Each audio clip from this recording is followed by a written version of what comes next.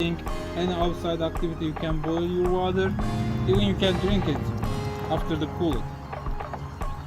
And also tea taste is amazing. You will love it. I just filled up my teapot, and there's a place over here you can keep your tea safely over there. But be careful, it is hot. Each place is hot because wood is burning just over here. And you can feed to your food fire, then you can get more. But don't use these things without the water. So, let's enjoy.